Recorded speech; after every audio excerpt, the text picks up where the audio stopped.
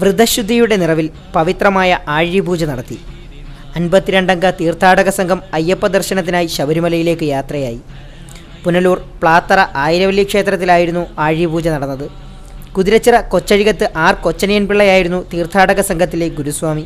കഴിഞ്ഞ വർഷം ഇവിടെ വന്നപ്പോൾ ഈ അമ്പലത്തിൻ്റെ ഒരു ഉത്സവമാണെന്ന് ഞാൻ വിശ്വസിക്കുന്നു. ഉത്സവ സമയത്ത് ഇവിടെ വന്നപ്പോൾ അന്ന് ഇവിടുത്തെ ഭക്തജനങ്ങളെ കൂട്ടി ഒരു ശബരിമല തീർത്ഥാടനം ഇതേപോലെ പെട്ടെന്ന് നടത്താൻ സാധിക്കാത്ത തരത്തിലുള്ള ഈ ആഴിയും പടുക്കയൊക്കെ നടത്തി ഈ പ്രദേശവാസികളെയൊക്കെ കൂട്ടി, എൻ്റെ സുഹൃത്തുക്കളെയും എൻ്റെ വീട്ടുകാരെയും കൂട്ടി, ഈ അമ്പലത്തിലെ വിശ്വാസികളെയും കൂട്ടി ഈ തിരുമനസിൻ്റെ സാന്നിധ്യത്തിൽ ശബരിമലയ്ക്ക് കൊണ്ടുപോകണമെന്ന് ഞാൻ ആഗ്രഹിച്ചു. അതിന് നേതൃത്വത്തിൽ എൻ്റെ കൂടെ സഹകരിച്ച ഈ അമ്പലത്തിൻ്റെ പ്രസിഡൻറ്റ് ശ്രീ വിനു വളരെയേറെ എന്നെ പ്രോത്സാഹിപ്പിക്കുകയും ഞാൻ അതിനുവേണ്ടി എല്ലാ കാര്യങ്ങളും ചെയ്യാമെന്ന് പറയുകയും ചെയ്തപ്പോൾ അദ്ദേഹം വളരെ സഹകരിച്ചു. എനിക്കിത് നടത്താൻ സാധിച്ചു.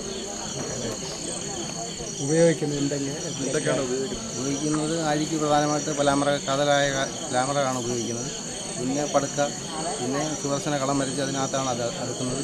അടുക്കിയിട്ട് അയ്യപ്പ ഭക്തന്മാരെല്ലാം കൂടെ വരി വരിയായി വെട്ടത്തി പ്രദക്ഷിണം വെച്ച് പിറകെ അടിക്കിയിട്ട് അഗ്നിക്ക് പറയുന്ന തീ കൊളുത്തി അത് ചിലവർ അഗ്നി വരാറുണ്ട്. തുള്ളുമ്പം അത് മംഗളമായി കലാശിക്കും. പതിറ്റാണ്ടുകൾക്ക് മുൻപ് ശബരിമല തീർത്ഥാടനത്തിൻ്റെ പ്രധാന ചടങ്ങായിരുന്നു ആഴിപൂജ. തീർത്ഥയാത്രയിലെ വിഘ്നങ്ങൾ ഒഴിയാൻ കഠിനവ്രതം നോറ്റ് ഭക്തർ നടത്തുന്ന ആഴിപൂജയ്ക്കൊടുവിൽ കരങ്ങളിൽ ജ്വലിക്കുന്ന തീക്കനലുകൾ വാരി വിതറും.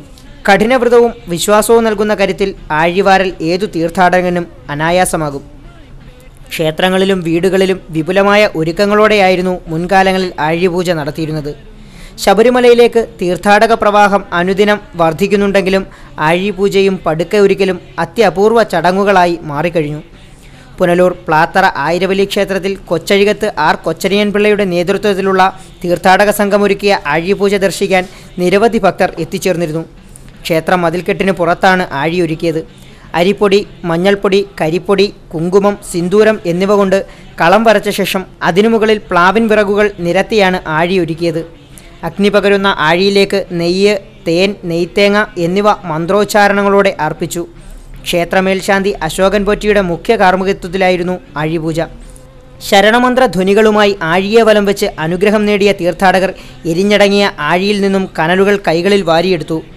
പുലർച്ചെ 3 മണിവരെയാണ് ആഴിപൂജാ ചടങ്ങുകൾ ക്ഷേത്രത്തിൽ നടന്നത്. സ്വാമിയേ ശരണമയ്യപ്പ. ലൈവ് വാർത്ത പുനലൂർ.